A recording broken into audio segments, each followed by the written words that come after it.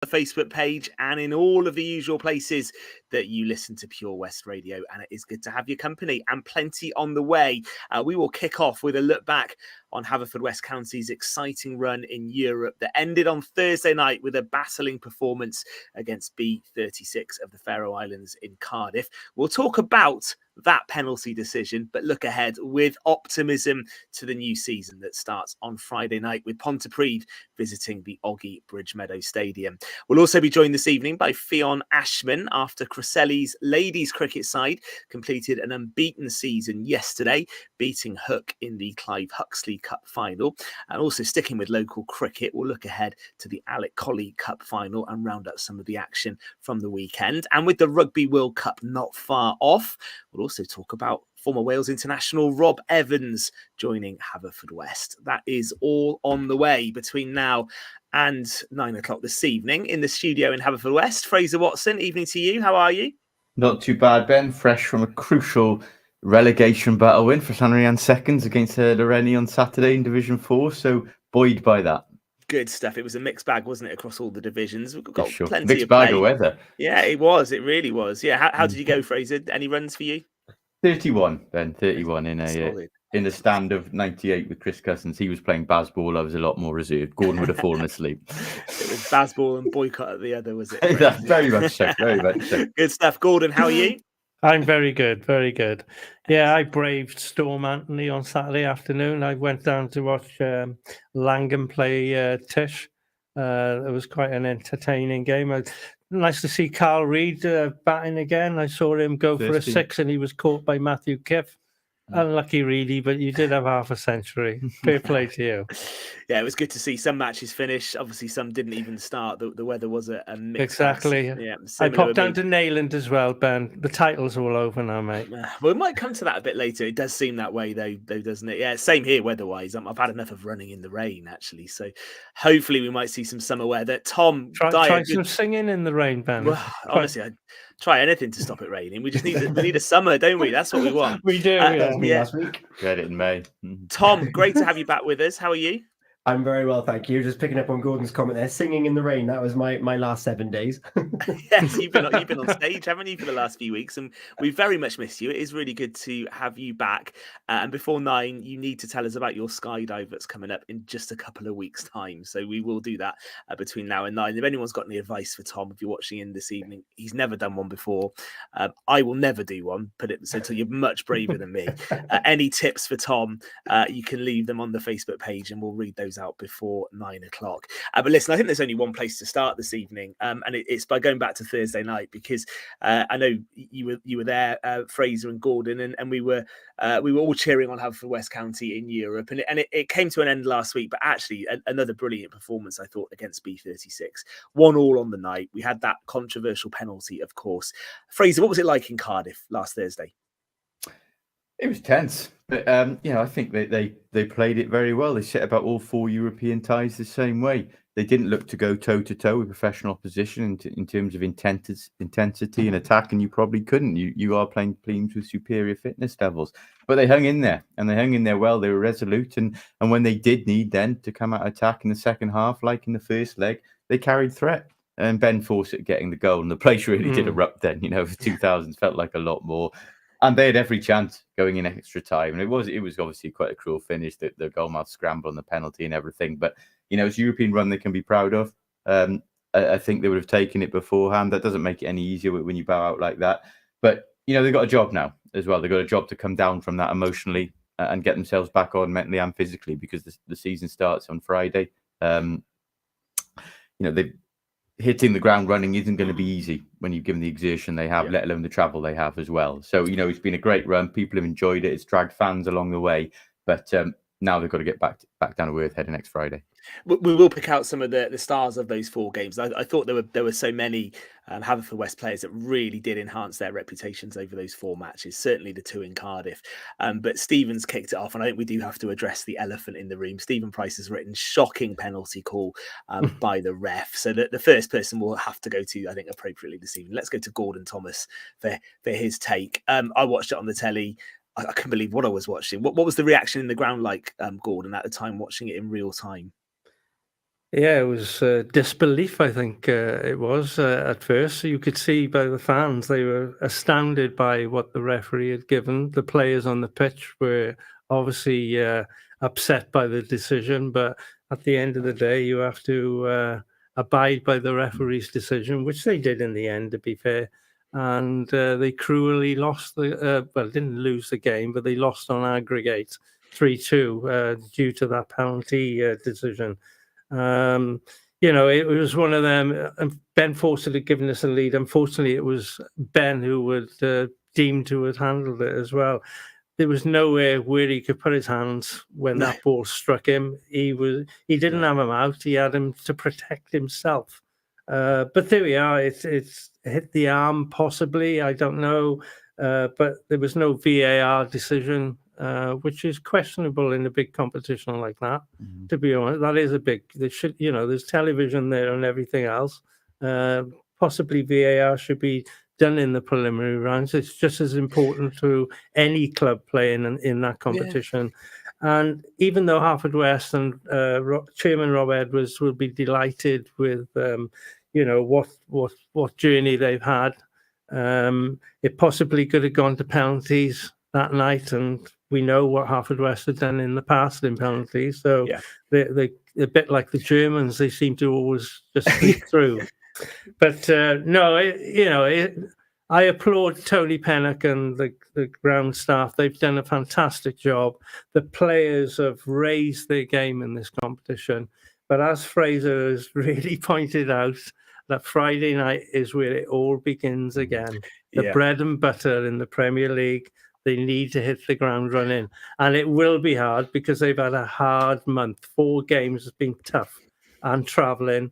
I hope they haven't left everything in Europe and that they've left a lot in the league this season. I think what Gordon you say is important there as well about the penalty decision. It has been given. You do get tough calls if you play in Europe. It does happen sometimes. That can't become the narrative now. No. And the narrative has to be they perform well in European football and they've got to take belief and momentum from that. We don't want the narrative to be we was robbed. It is no good. It's no good looking back that way. I don't think it helped the antics of the opposition a bit, which perhaps left a bit of bitterness now. But it's got to be something that's moved on from, unfortunately. And I think that's important. I think we could debate that penalty, but I think we've all got the same view on it, really. So there wouldn't be much of a debate. I've raised the question whether it would have been given if VAR had been there. I don't know. You get the referee's interpretation, don't you? And I've enjoyed it at the Women's World Cup, actually, where when the refs have gone over to the screen, they've then announced it over the speaker. So the whole ground can hear the referee's thoughts. But I think, as you say, Fraser, you do get these decisions sometimes in European football. You sometimes get slightly erratic decisions in European football, and Haverfordwest have been on the end of it. But I think the positives, if we take the positives and just talk about some of the performers, really, because there's going to be some crucial roles to play as they go into the game on Friday against Pontypridd. But I think people who have enhanced their reputations, Kai Whitmore looks a great signing, doesn't he? And he had 4 really good games in Europe, and the 2 in Cardiff he was excellent. He'll be key, won't he, for the Bluebirds? Defensively, I thought they were set up really well. Zach Jones is growing in confidence in goal. There's a lot to be positive about from this campaign that they will take into Friday. Yeah, of course. I think Zach Jones might be playing a little too well of late, actually. They'll be waiting for the transfer window to expire soon, that's for sure. But not just that, Ben. You're absolutely right, everything you say there. But the youngsters that have come through, we saw the lovely picture afterwards that was actually posted on social media of Harry Jordan, wasn't it?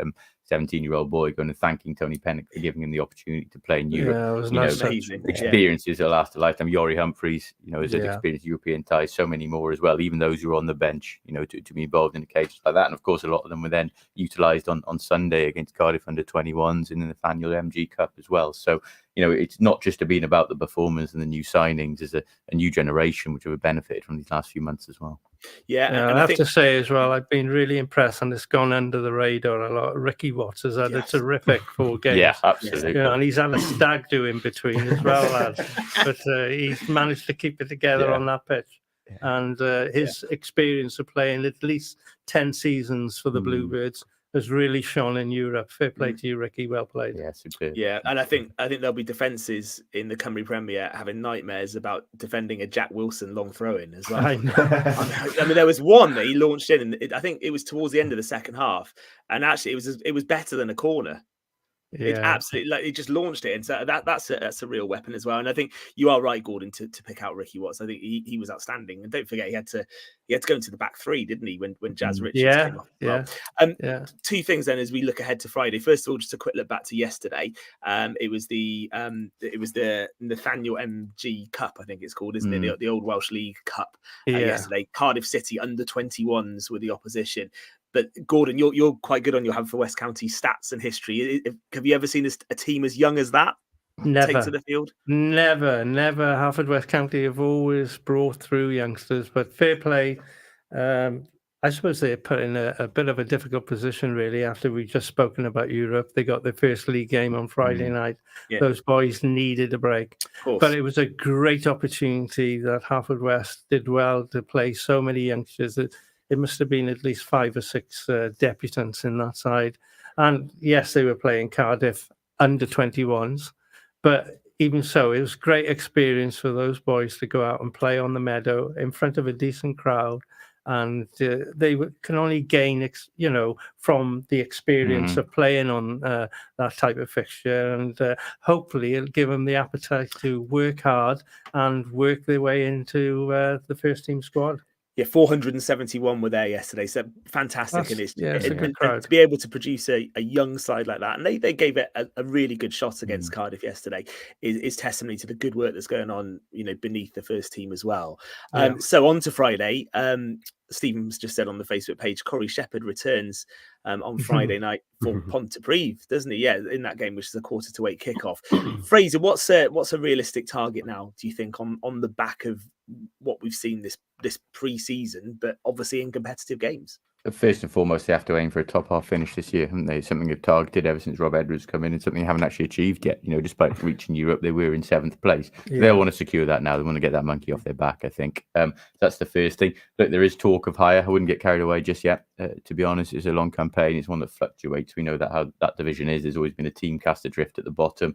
Anything 1 to 11 tend to take points off each other in recent years. But look, no, I think if they finish outside the top half with the signings they've made with Tony Pennock on board with what they've got coming through, they'll be very disappointed. So that'll be a definite aim for starters. Yeah, and Gordon, would you agree with that? Aiming for that top half and kicking off on Friday against Pontypridd? Yeah, definitely. I mean, they need to finish in the top 4 basically to have an automatic European place. Perhaps that's shooting a little bit high, but I'm sure Tony Pennock is quietly confident that he will definitely get a top 6 finish this season. If he don't, he'll be very bitterly disappointed. But things can quickly change in football. Few injuries, few suspensions, and Haverfordwest hasn't got a lot of strength and depth. They have increased, but I think Tony, if he's honest, would like a few more players within the squad as they push forward to that top 6 in this season's campaign. So it'll be interesting to see how it all pans out. Okay, 7:45 is the kickoff on Friday, so it'd be great to see a good crowd down at the Oggy Bridge Meadow for that, and to give the first team a real good reception as well, which I think they've earned after that European run as well. We will follow Haverfordwest County, of course, throughout the season. Official supporters here at Pure West Radio. Fraser, have you got a score update? We've been following some of the pre-season tournaments that have been going on, haven't we? The John Bailey tournament kicks off tonight. Fishguard playing Clarbeston Road. Yeah, another annual tournament. John Bailey, very good player, who Gordon nowhere as well. Bombing up and down the flank for Goodwick did back in the day. Fishguard Clarbeston Road, actually 0-0 till quite late on, but Clarby scored on the 75-minute mark. Clarby actually hitting 3 in 5 minutes to finish 3-0. So they've gone through to the final. It'll be against Goodwick or Llechryd, who will play tomorrow night. Just a little bit of bad news from that game. Danny Hopkins, young Fishguard player, has gone to hospital with a knee injury. So obviously send best wishes to him. Yeah, absolutely. I hope he has a speedy recovery. That's absolutely right. So between now and 9, we will get some tips for Tom, if you can give him any, ahead of his skydive. That's coming up on August the 20th for a really good cause, Tom, isn't it? Your first time you've ever done anything like that? First time of jumping out of a plane, raising funds for our previous charity of the year. It was supposed to be our goodbye to them a couple of weeks ago, but weather put paid to that. So Sandy Bear Children's Bereavement Charity are the beneficiaries of a few of us hurling ourselves out of a plane. Okay, we'll talk more about that, and we'll give the details of how people can support you as well between now and 9. Also, Rob Evans signing for Haverfordwest. If you're watching in this evening, I thought it'd be good to hear, if you've ever seen internationals dropping down the divisions. Who have you seen play? We've had Mike Phillips at Whitland, but Gordon, your mate Rob, isn't he? That's some move. He is my friend. Yeah. Yes. Yeah, it's happened. You say about I played with Peter Morgan at Haverfordwest when he came down from Llechryd. So that was a British Lion playing for Haverfordwest. So yeah, Rob isn't quite in that echelon yet. Okay, we'll come to this before Still 9. time. Yeah, there is. You never know. We'll come to this before 9. But any other examples? It doesn't just have to be rugby either. Football, rugby, cricket. At times that legends have dropped down the divisions. If you've got any of those, we can read some of those out before 9 as well. But next, we'll be joined by Fionn Ashman, Cresselli's ladies cricket side. They've had a brilliant unbeaten season. They won the Clive Huxley Cup yesterday. Fionn starred in that as well, so she's going to tell us all about it and all about their great season. We'll do that in just a few moments' time on Pure West Sport this Monday evening. Eaton-Evans and Morris Solicitors